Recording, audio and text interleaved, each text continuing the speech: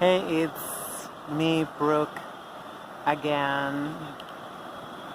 I got to the beach a little while ago, and yes, drinking coffee. I fell off the what they call it, the bandwagon. So yeah, I've been eating starch for like almost 2 weeks now,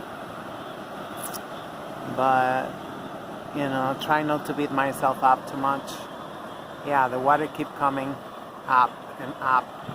I already moved twice. So I just had a couple of passing thoughts on definitions as I continue to read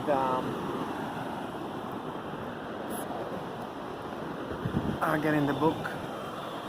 I'm naked, that's why I cannot show you. Me, I was like, yeah, why do I have to show my face every time I talk? When the ocean is so nice, very distracting trying to, So yeah, it's, I'm going on, I'm on page,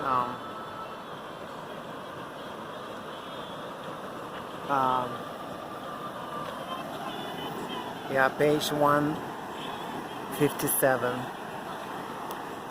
So it is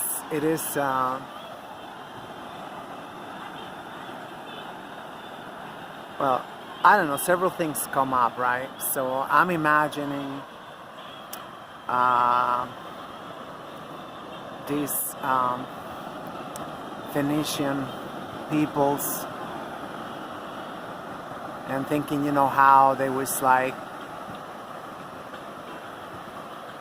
they had the pressure from the north, from the crackers, so, but it was the Nubians who was ruling Kemet at that time on the, from the 9th to the 6th century, something like that, right? So, but the 8th century, there was a very strong, and you're going to read in the book, one of the pharaohs, the emperors, became he was famous for for his fighting skills, for his intellect, for for everything. And don't ask me the name, so it's like I gotta keep carrying a little notepad to write these names that I don't have that kind of memory. Like Dr. Umar Johnson, that never ceased to amaze me. The other day I uploaded in my channel this synopsis he gave on the television show Empire, and boom, in less than a minute he tell you exactly what's happening with every character in there, and the names, and then everything is like, wow. It's a very privileged mind, not me, but I remember, sometimes stuff that, some other people don't remember, so anyway. So yeah, I'm just imagining that, how it just, why would the Egyptians, in this case the Nubians, hire the Phoenicians to go around the continent? So, and this is extremely well documented and proven, because there's a couple of things that you have to well, you don't have to, but it immediately popped out, So yeah, I don't think up until then nobody's seen any crackers sail like that, surrounding the entire African continent. It took them 3 years, and they documented everything. And the irrefutable proof was that they was documenting the positions of the sun. Yeah, I should have done it like this, right? So you can see the whole thing. Might as well. I don't know what's gonna come out. You're gonna see them upside down. Hope not. Yeah, I think you do. So I think this is the right side up. So so they was like, I mean, to me, it like things start making sense because the Muslims, I mean, Islam, the religion of it. I mean, yeah, I guess it became a religion, but I understand that etymologically it means the followers of the stars. So right there, they came, what the whole Semitic people, they must have come from the Phoenicians. And that's where Dr. Clark is always talking about the origins of humanity, coming out of Africa. It's not the other way around. So that this is what I gathered. This is what I was just reading after I just got off the bus, and so they must have been dark skin. Otherwise, I don't think the Nubians would have like hired them to. Yeah, it's coming up really fast. The tide. I guess it started very earlier. I arrived late today. It's like I go into Twitter and it's like I just say 2 seconds and ended up being 2 hours. So, but so to me that's what I gather, that it was the Phoenicians who was like, wandering people. Like I said in the last video, it was, everybody who wrote about the Phoenicians, it was like they like to travel. They like to I think the word is roam. They like to so that's one of the traits. So, but they carry a lot of stuff in their trips. So they was like, no pun intended, with all these birds, but killing 2 birds with 1 stone. That they carried a lot of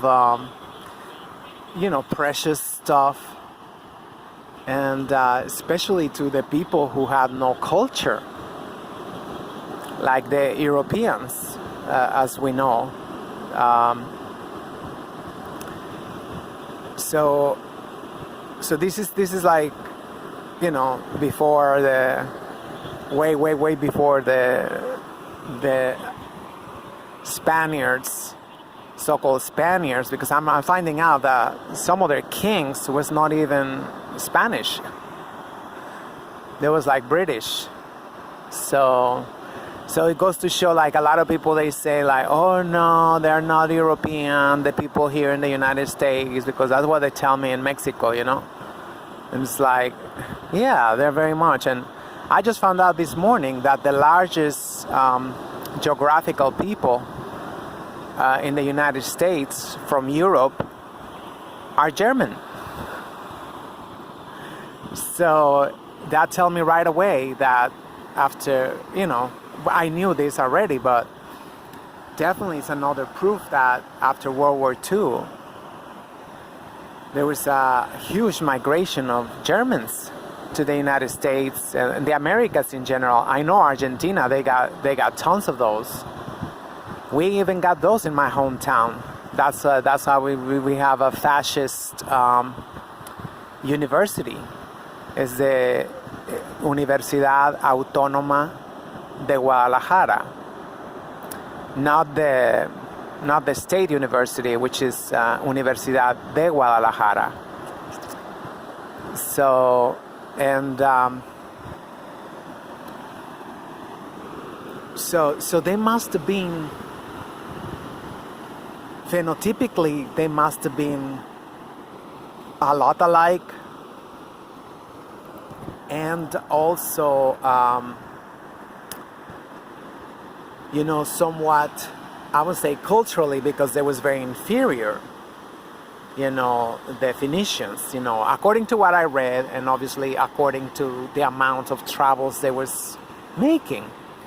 They did not care much about their so-called homeland. I understand they had some islands, but they did not really care about that. They just care about, traveling. Imagine if instead of Marco Polo trips, we got Phoenician trips accounts, literally. So that proves you right there. There was no culture, people. These Phoenicians, there was not. It said right there in the book that yes, there was the one who leaked the what we know now as alpha, beta, gamma, whatever, alphabet to the Europeans, to the Romans, and I mean, so it leaked some of them, but they did not really was big time readers, So, as I said to you yesterday, I was like, supposedly my two last names are derivatives from Phoenicians, because they're supposed to be Catalan last names, and their ancestors allegedly are the Phoenicians. So I do like to move around myself, that, and only until now I'm more like nesting in my house. But yeah, I'm 54. So, but yeah, the picture I get about the Phoenicians, it was just like they like to be in the water for some reason.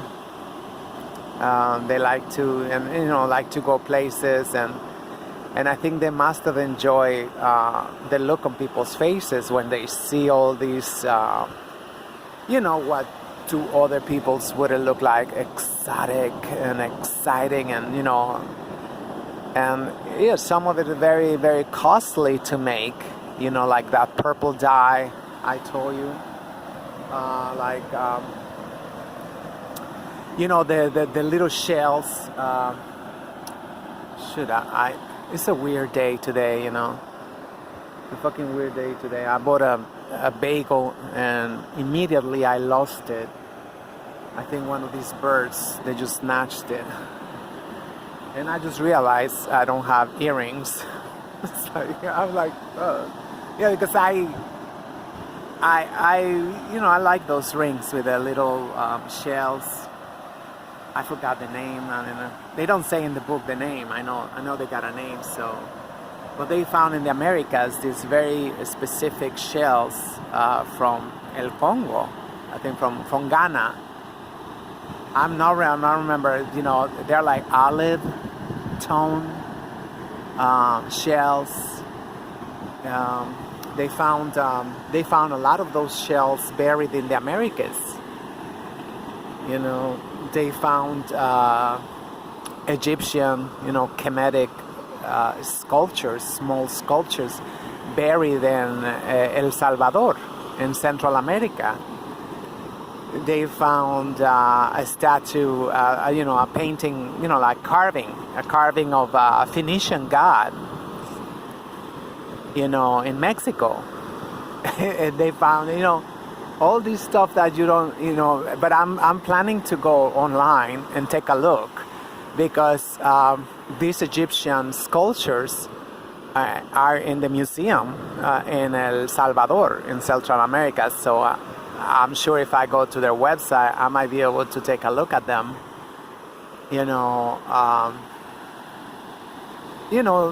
Details like that, but as I was starting this video, it's just how, like, the devil is always going to be the devil. It's been so consistently the devil that the first things they came out of their mouth when they saw the colossi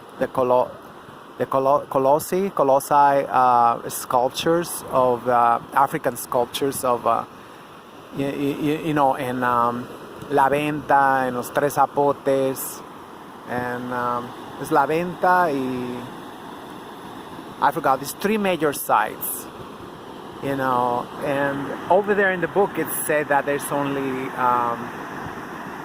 like 19 or something colossal heads, but last time I checked, I think there's more. They keep discovering. So this is why, like, this book is from like the 60s, I think, or 70s. So just imagine, what is now. Like I mentioned in a couple of my videos, which I'm sure you never heard, but it's just like, at times I just go on YouTube and find that, looking for these amateur videos, just Mexicans going to look to go to these archaeological sites that are popular only by mouth, not by, so they just go with a camera. Sometimes they bring a friend, and they just show us amazing stuff, and they only show us slightly little things, because they say everything is buried. Everything is buried. I mean, like, somebody made a calculation. I don't know. They calculate it's in the upper hundreds. The archaeological sites still buried in the jungle in southern Mexico and Central America. La Selva Lacandona. So it is. This is why I get so excited about that. We're building this amazing train that is going to be connecting these major archaeological sites in the southern west part of Mexico. So people, in like 2-3 weeks, you will be able to comfortably go through all the sites. I mean, why would you want to just do 3 weeks? I would stay there 3 years minimum, right? I'm not a traveler like that. I'm not a traveler. When I travel, I stay in one city, in one place. I hate going to just check. You went to this, checked. No. I like to be there. I like to, eat what the locals eat. I'm not like, no, I'm not. I'm never been like that. It's just like, I just feel empty. I'd rather just go one place, one city. And, I might be stupid, but especially I'm 54, right? I should be so lucky if I just, fly over these archaeological sites. Yeah, I flew over, No, I'm exaggerating. I'm still very strong. But, so there's hundreds of archaeological sites in only in the southern part of Mexico, not counting the center, the north.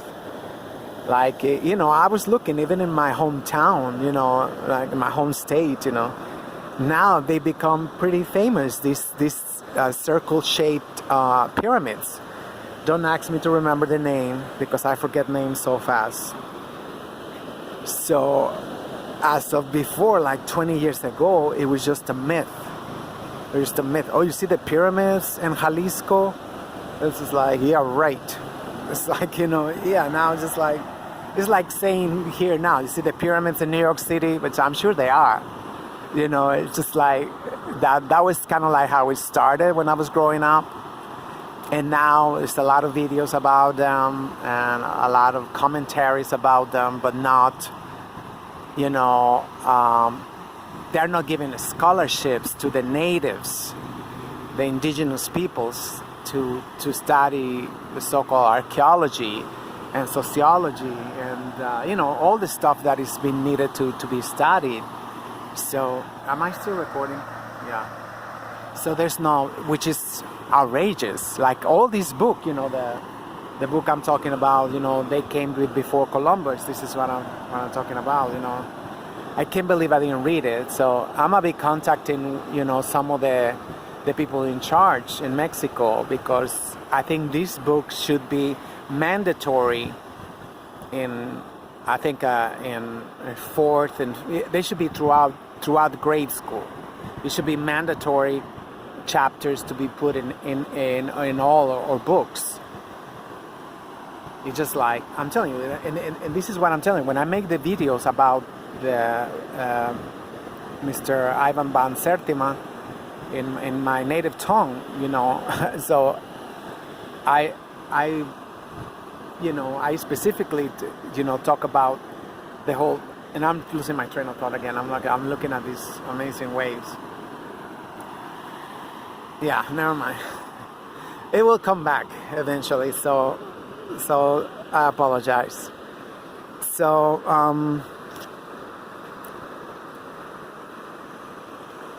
yeah, but make sure you start saving some money to make sure all the African diaspora. Make sure you be amongst the first ones to come take a look and make a lot of videos, selfie videos, and say, what I've been proposing is to make a huge coalition of diasporic African organizations to come over there, send representatives, take a lot of video, a lot of pictures, and say, this is African.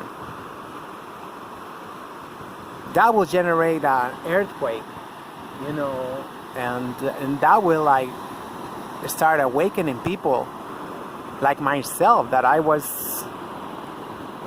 sound asleep as it get, So it is very important for Africans to start looking to Latin America.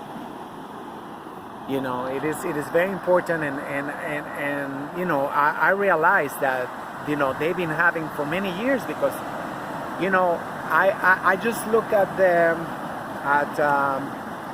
the whole Twitter storm from Black Twitter against Fat Joe, saying that he got carried away. But that's how excited we get when we find out that we are not isolated people, as they want us to make.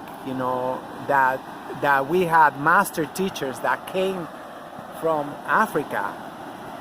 They came from Kemet, they came from Mali, they came, and they taught us so much.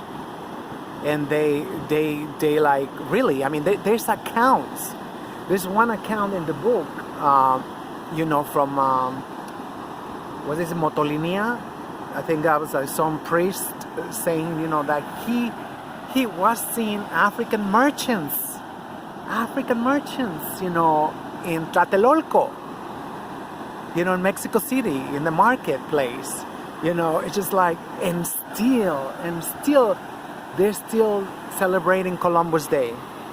This is how brainwashed we are. It's like, how can you be celebrating when it's already, even Christopher Columbus, he wrote on his diary, they got lions here in the Americas, Well, he didn't call the Americas. He called us Indies.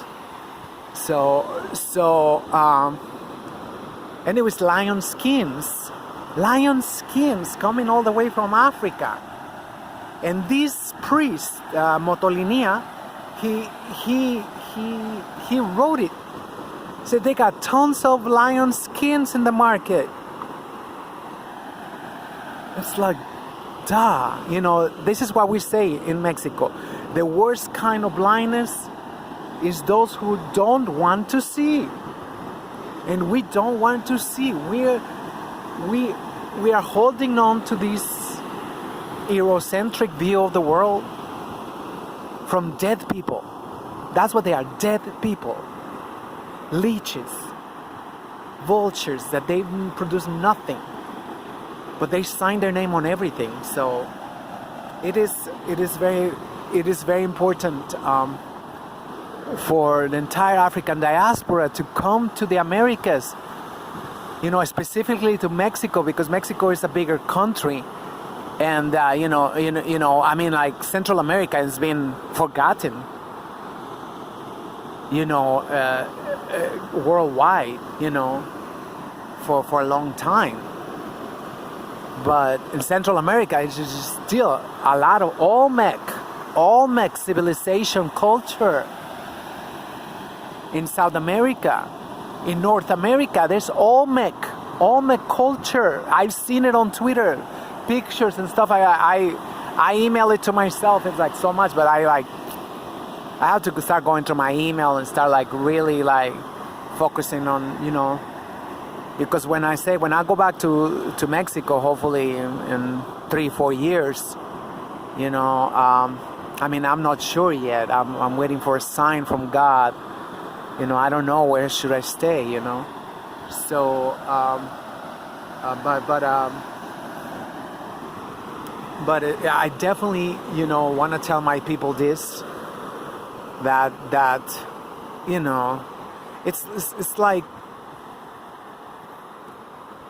I mean, it's like being so blind that you go to church and you start praying to the, what do you call it, the pews. You start praying to the pews. That's how lost we are. We are lost people. And this is not for the African diaspora just to have a good laugh. Because as I was saying yesterday, I was on Twitter because they were saying, there was, like I said, was a Twitter storm against Fat Joe remarks on African music and you know how there's so much African influence in the Americas. So they were saying, like, you know, I said, wait a minute. A lot of these, you know, Latin coons we're talking about every day, they are Africans who got pale. You know, they say, like, you know, they start getting, you know, passing privilege, and then the next generation say, fuck it, you know, I'm gonna make up a new identity. And a lot of the times the new identity they make up is Latin America. So yeah, they worry about Latin America this, Latin America that, but it's not about, you know, of course, you know, land is everything, but about the culture. You know, land with no culture, I mean, just like, it's just a desert, right? I mean, like, so yeah, I mean, I got sidetracked, but going back to the Phoenicians, so the first thing the crackers say when they see the Olmec statues, say that these were slaves. There was 3 major I don't know, currents of thought, you know, when they saw the Olmec heads in Mexico, saying that this was like, oh, the Phoenicians captured some slaves and they brought them to the Americas, and it's like, yeah, and then they built monuments to their slaves. I mean, it's just like, how demonic is that? I mean, it's like, how you, like, the first thing you're gonna say, these are slaves, and like, and they say they have inverted kettle hats on their head, and whatnot, I mean, this is the first time I found out through this book. I've known these sculptures all my life. I known about it because it was in the first grade books, but it was just pictures. There was not really that what was there was oracles. There was oracles. They had duct from the ear to the lips, and that's how the priest spoke. Which, I mean, to me, it's like much better than doing the stupid confession in front of a fucking priest. I mean, it's like they can see you through that shit, and I didn't know that. I didn't know. And at the same time, there was altars. That's why they had the flat tops, because that's where you put the ceremonial ingredients. I don't know how you call them. So I can't believe I'm 54 years old and I'm just finding out there was oracles. There was oracles. There was, and they was all facing west. They was facing towards Africa. I didn't know that either. Being Mexican, it's like, this is just how crazy it is. And it's the same thing with the people right now living in Kemet. They don't know shit. They think that